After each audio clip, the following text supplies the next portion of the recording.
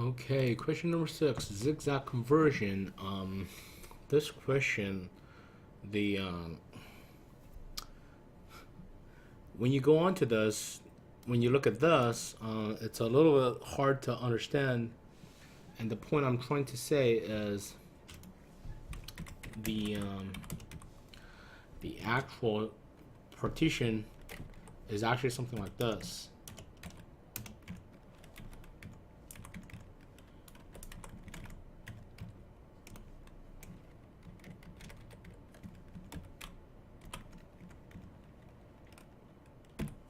So that's why it's called zigzag instead of something like this. So when I look at this, it's kind of confusing. But when you look at this, this is basically saying that, for example, num rows or n rows is 3. So you have 0, 1, 2, or 1, 2, 3. And 3, 2, 1, 2, 3, 2, 1, 2, 3. So that's how it goes. So basically, when you look at this, if you start off with index 0, next one is 1, 2, up to n minus 1, or num rows minus 1. And then you go backward, and then downward, or down, up, basically like that. So when you think about this, you have two ways of, or a couple ways to approach this problem. So number one is what you wanted to do is, of course, is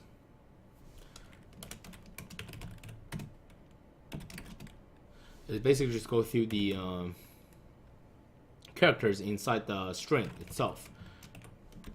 To character array. Doesn't make sense here.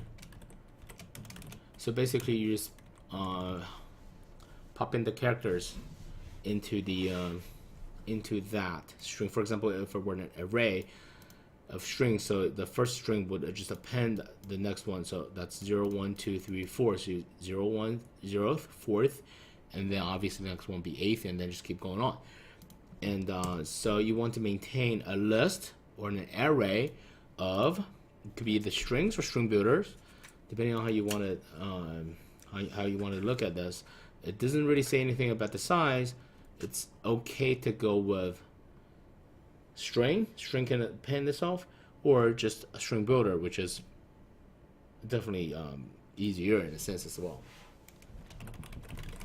Let's just go ahead and initialize that. String builders, arrays of string builders, let's call them SB, equals to new string builder num rows. And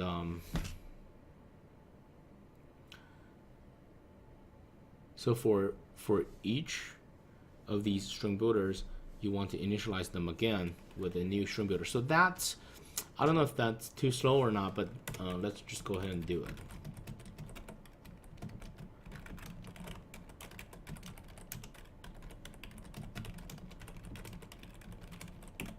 So basically now every SBI is a new string builder, and then when you go through this character, you would need a, let's say, you would need a count, and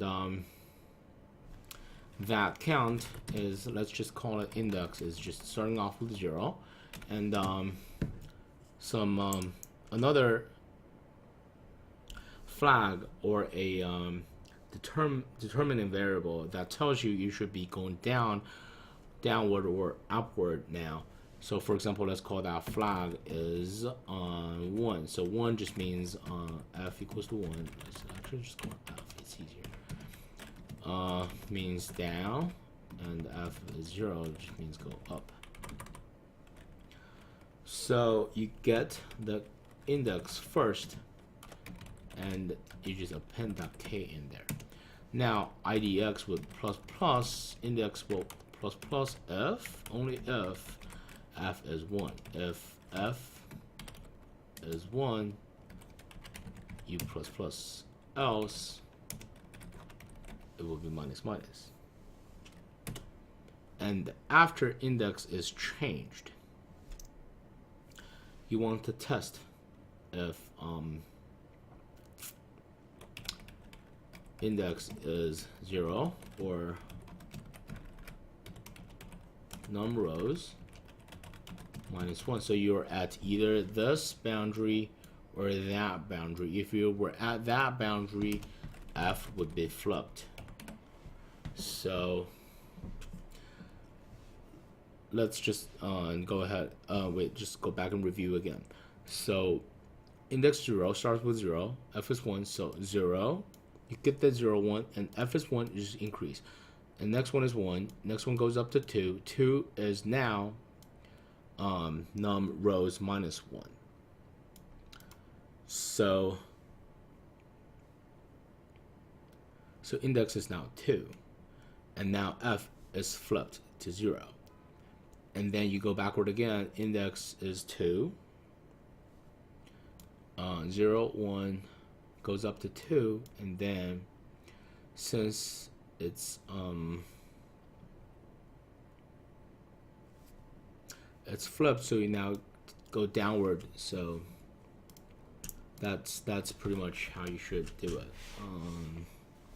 So it's 0 increase up to 1, 1 increase it to 2, and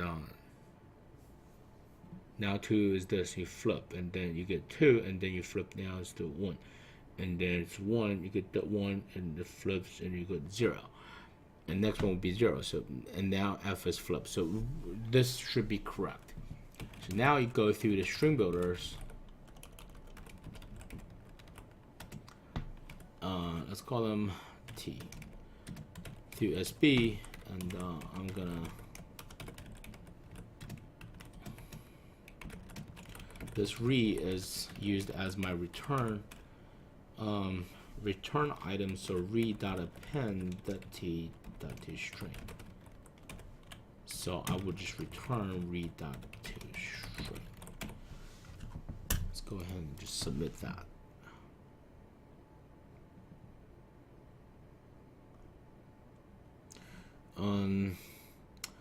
There's an interesting case where if the number rows is just 1,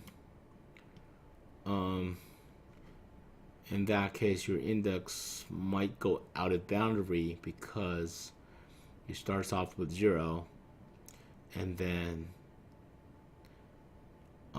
next one is 2, and then you're basically out of boundary. We could, of course, submit this. Go ahead and let's see what happens. So yeah, definitely. So when you look at this, just saying that you don't have enough string builders over here, and it makes sense because if you just have 1, it's really just itself. So if num rows equals 1, just return s.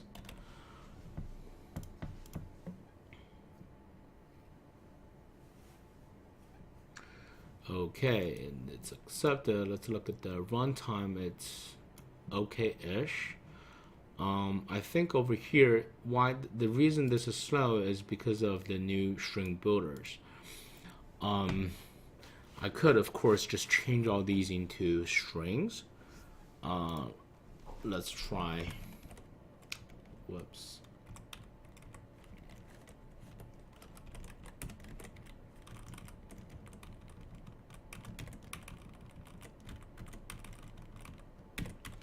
So now for every string, it's really just the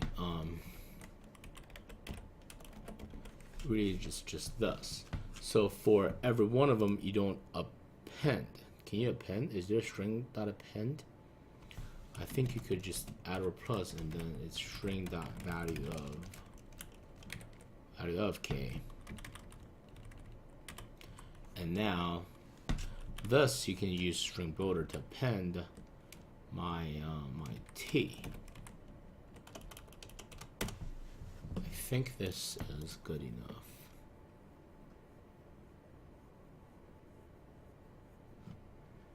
And slightly better. Where is this? 51. So it's around 60.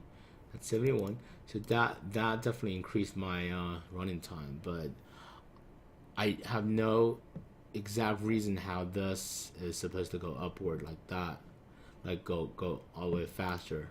But this is acceptable. This is like running ON time, so definitely acceptable answer. So that's it for question number 6.